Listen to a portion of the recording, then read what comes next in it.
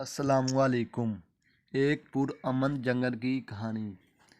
پیارے بچوں، ایک دفعہ کا ذکر ہے کہ افریقہ کے ایک جنگل میں بہت سارے جانور آپس میں مل جل کر رہتے تھے اور ایک دوسرے کا بہت خیال رکھتے تھے، گویا جیسے جنگل میں منگل ہو۔ شیر بھی بلا وجہ کسی جانور کو نہ مارتا اور اگر بھوک لگتی تو گھاس کھا لیتا یا کوئی بیمار جانور کھا لیتا تھا۔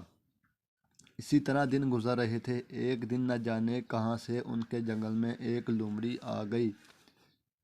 بچوں، آپ تو جانتے ہی ہیں اور کہ لومڑی کتنی چالاک ہوتی ہے۔ جانوروں نے اس سے پوچھا کہ تم یہاں کیوں آئی ہو؟ تو وہ جھوٹ موٹ کے آنسو بہانے لگی اور بولی، میں جس جنگل میں رہتی ہوں وہاں کوئی میری عزت نہیں کرتا، اس لیے میں یہاں آ گئی۔ چنانچہ جانور اس کو اپنے بادشاہ شیر کے پاس لے گئے اور لومڑی کی ساری بات بتائی۔ شیر نے کہا، دیکھو بھائی، لومڑی کے بارے میں تم سب جانتے ہو کہ یہ کتنی چالاک ہوتی ہے، لہٰذا میں اس کو جنگل میں رہنے کی اجازت نہیں دیتا، باقی تم سب کی مرضی ہے۔ جانوروں کو لومڑی پر ترس آ گیا اور آخر جانوروں کے کہنے پر شیر مان گیا اور لومڑی کو جنگل میں رہنے کی اجازت دے دی۔